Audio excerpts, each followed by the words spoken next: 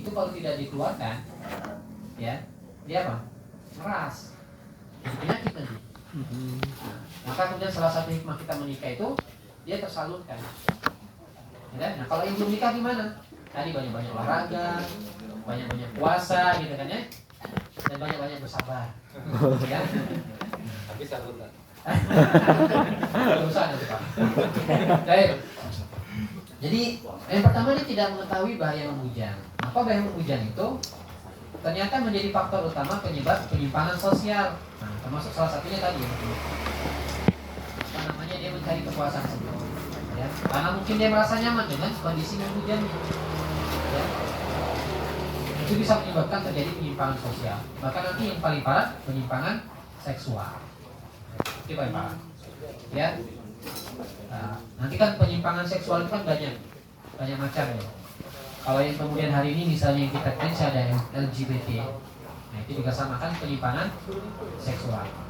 Nah, yang luar biasanya jamaah rahimahullah, semua penyakit umat terdahulu itu kumpulnya di umat akhir zaman. Benar nggak? Itu homoseks itu kan penyakit umat Nabi Lut ya. Ada nggak di kita hari ini? Nah, kalau kita ada banyak. Ya. Jadi ini kisah nyata ya, kisah nyata ini. Saya dan istri sempat menghadiri pernikahannya, ya. Jadi di situ kan apa namanya, ya kita biasa saja datang ke situ. Dan ternyata suaminya ini itu tidak tertarik dengan istrinya. Dan luar biasa, nikah sekian sampai beberapa bulan itu istrinya belum pernah disentuh. Tidak pernah disentuh istri. Ya. Nah setelah dicari selidik punya selidik, ternyata ya tadi ya apa namanya, terlibat LGBT tadi, suka dengan sesama jenis. Ya, itu terjadi penyimpangan sosial, ya, penyimpangan seksual. Ya, kemudian hidup yang itu apa bahayanya? Dia hidupnya galau dan tidak ada ketenangan. Menikah itu memberikan ketenangan, ya. Maka dalam ayatnya juga litaskunu ilaiha wa ja'ala bainakum mawaddatan wa rahmah. Jadi istri itu kemudian Allah ciptakan untuk kita, jadikan pasangan kita itu litaskunu ilaiha, agar kita sakin. Maka rumah itu dalam bahasa Arab disebut dengan maskan, ya, dari kata sakana. Ya, ada ketenangan. Ketika pulang itu tenang, ya. Antum pulang dari sini kan tenang kan? Ada istri yang di rumah, capek, ada istri yang di sini. Ada rasa tenang ketika kita datang berjumpa dengan istri kita. Ya. Nah, kalau misalnya pulang ini kemudian tidak tenang dengan istrinya, berarti masalah itu. Ya. Nah, tapi kalau dia tenang, rasa nyaman, pengen cepat-cepat pulang, pengen ketemu orang rumahnya, ketemu anaknya, berarti rumah itu membawa as-sakinah, ketenangan baginya. Ya. Kemudian bahaya yang berikutnya, berkurangnya peluang untuk mendapatkan pahala ibadah bersama. Jadi ketika menikah itu kata Nabi apa? Menikah nisfuddin. Nikah itu setengah dari urusan agama kita. Ya. Kemarin antum sholat sendiri itu kan sholat tahajudnya. Ketika sudah menikah kan ada temannya. Ada yang apa namanya menjadi jamaahnya. Ya. Tilawah kemarin nggak ada yang nyimak tilawahnya kan, sekarang ada yang nyimak tilawahnya. Ya. Jadi peluang untuk beribadah itu banyak. Ya. Bahkan semuanya ibadah itu luar biasa. Maka ada seorang sahabat tanya kepada Nabi, "Ya Rasulullah, bagaimana kalau kami mendatangi istri kami? Apakah kami dapat pahala?"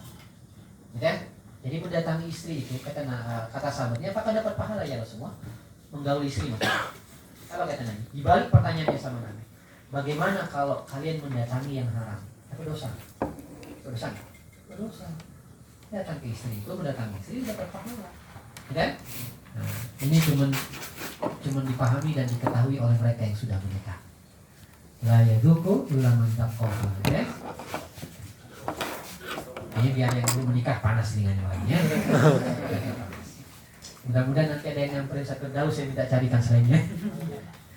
Baik, ini yang pertama ya. Ya, dia tidak mengetahui bahaya membujang. Ya. Kemudian penyebab yang kedua, kenapa orang itu enggan menikah? Yang kedua adalah bisa jadi faktornya karena lemahnya iman dan rapuhnya akidah. Jadi kondisi imannya lemah. Ya. Nah, tadi saya dari awal saya sudah menjelaskan tentang bagaimana kemudian jodoh itu ketetapan Allah, rahasia Allah, dia tidak akan pernah tertukar. Kemudian dalam surah An-Nur di ayat 32 itu Allah memberikan keyakinan lagi kepada kita kalau kita tidak mampu itu Allah yang akan memampukan. Itu kan semuanya berhubungan dengan iman, ya. Kenapa kemudian iman ini begitu penting? Karena ketika iman ini ada, dia dapat menenteramkan jiwa seseorang. Dia yakin sama Allah, ya, yakin sama ketetapan Allah, yakin sama apa yang kemudian sudah Allah gariskan kepada kita. Ini kan semuanya pakai barometer iman. Antum datang ke sini kalau bukan karena iman, nggak akan datang kan? Kalau hanya sekedar misalnya segelas kopi, di rumah juga ada kan? Ada. Kue di rumah juga ada, saya yakin ada. Bahkan mungkin lebih banyak lagi tadi. Tapi karena iman antum melangkah ke sini kan? Iya. Karena iman melangkah ke sini. Nah, maka ketika orang itu lemah imannya, itu semua aktivitas sulit untuk dia lakukan, termasuk dalam hal menikah. Ya? Nah, iman itu mendorong seorang untuk mendapatkan kesenangan dengan cara yang halal. Jadi iman itu mendorong kita untuk mendapatkan sesuatu itu dengan cara yang halal, termasuk kemudian dalam menikah. Ya, nah, jadi dia mendorong kita mendapat sesuatu dengan cara yang halal. Kemudian iman dan akidah yang rapuh tidak akan mampu meyakini ketetapan dan janji Allah. Nah, dulu ketika perang Khandaq itu perang Khandaq itu terjadi ketika kondisi musim dingin. Nah, ya. Kalau kita di sini kan tadi kan hujan ya, dingin nggak? Sekarang tuh merasa dingin nggak? Dinginnya ekstrim? Tidak. Tapi kalau antum ke daerah-daerah yang bisa